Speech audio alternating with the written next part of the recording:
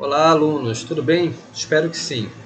Aqui é o professor Vinícius Lanoa e a gente vai ter uma aula aqui muito breve sobre esse assunto chamado de geologia, que tenta estudar, que se atém a estudar o planeta Terra, a parte rochosa, o que a gente compreende também e chama de litosfera, certo? A primeira coisa que você tem que aprender aqui, tem que lembrar, é que o nosso planeta ele é um planeta rochoso e ele é dividido em algumas camadas, tá? A gente pode dividir basicamente ele em três camadas: a crosta terrestre, o manto e o núcleo. Então, são três camadas na qual o planeta ele é dividido. Muito bem, a crosta terrestre é a camada mais fina e superficial, tá? É aquela camada em que a gente pisa, em que a gente constrói as coisas, em que a gente planta.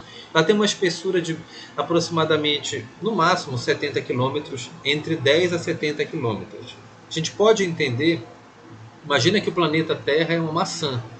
A casca seria a crosta terrestre. Então, das camadas, ela é a mais fina.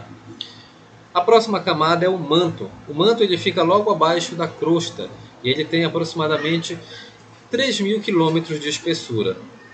Nessa camada, no manto, a temperatura pode chegar até 1.000 graus Celsius e a pressão é muito elevada. Então, com uma temperatura tão alta, e como se fossem milhares de panelas de pressão, a rocha no manto ela fica liquefeita, ou seja, ela fica derretida e recebe o nome de magma. Por que essa rocha fica derretida? Por causa da alta temperatura e da pressão. A próxima camada é o núcleo, que fica no centro, como o próprio nome diz. Tem cerca de 3.400 quilômetros de espessura e ele é dividido em duas partes. O núcleo externo, que é líquido e formado de ferro e níquel derretidos, e o núcleo interno, que é sólido, por conta da grande pressão. Esse líquido, esse núcleo interno, ele se torna sólido. Então essas são as camadas do planeta Terra. Um outro ponto importante é um fenômeno chamado deriva continental. A deriva continental, ela é a ideia de que os continentes eles se deslocam de maneira muito lenta e constante ao longo do tempo. Isso foi percebido por um cientista que verificou que, primeiro, que havia um certo encaixe. Quando ele observava mapas, ele percebia que os continentes pareciam, de certa forma, se encaixar. Então ele se perguntou se, há muito tempo atrás, esses continentes eles estavam unidos ou muito próximos. E também tinha um outro fato. Ele percebia que alguns fósseis, ou seja, restos de animais que viveram há muito tempo atrás, podiam ser encontrados em locais muito diferentes do planeta. Por exemplo, no Brasil, na América do Sul e também serem encontrados na África. Porém, esses continentes são separados por uma grande extensão de mar. Como é que teriam fósseis do mesmo animal, vivendo em regiões tão distantes? Então ele presumiu que os continentes se afastavam ao longo do tempo e que há muito tempo atrás esses continentes estavam todos unidos, formando um supercontinente chamado Pangeia. Esse movimento dos continentes ele ocorre graças ao movimento de grandes blocos rochosos chamados placas tectônicas. Tá? Então, no manto, o magma vive em constante movimento. E ao se movimentar, ele movimenta essas placas rochosas, esses blocos chamados placas tectônicas, e isso muda a configuração do planeta. Então, os continentes eles continuam a se movimentar. Tá? Por exemplo, a América do Sul está se afastando da África todo ano, uma média de 4 centímetros. Bem, então o que são essas placas tectônicas? Muito simples. A crosta terrestre ela é como se fosse, imagina um ovo cozido com a casca toda rachada. Cada pedaço dessa casca rachada seria uma placa tectônica. Assim que é a nossa crosta terrestre. Ela é dividida em grandes blocos rochosos chamados placas tectônicas. E essas placas ficam em constante movimento, como eu falei para vocês, por causa do magma. Só que, quando essas placas se encontram, deslizam umas pelas outras, como elas são enormes, isso gera uma energia muito grande.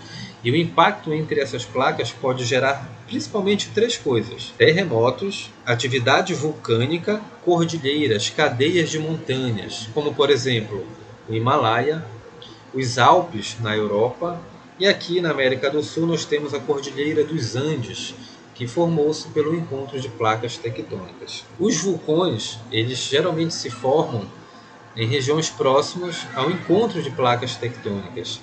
E os vulcões, eles têm uma certa comunicação com uma região próxima ao manto onde há rocha derretida, ou seja, magma. Por vários fatores, incluindo pressão, ele pode entrar em erupção. E esse vulcão se torna ativo, liberando uma parte dessa rocha derretida, desse magma para fora. E aí nós chamamos essa rocha derretida, quando liberada por um vulcão, de lava. E o vulcão também emite muita cinza.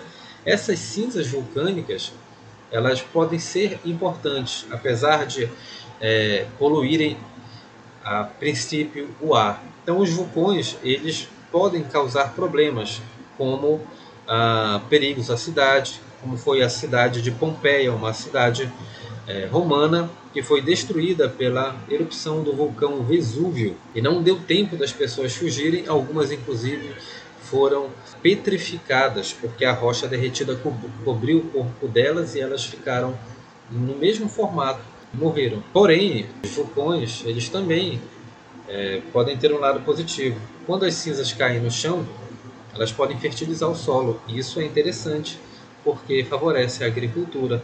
Por isso que mesmo com o perigo, né, algumas cidades são construídas próximas a vulcões, claro, principalmente aqueles que já não se encontram em uma atividade muito evidente. Agora eu queria fazer a pergunta para vocês, queria fazer a seguinte pergunta: por que no Brasil há poucos terremotos?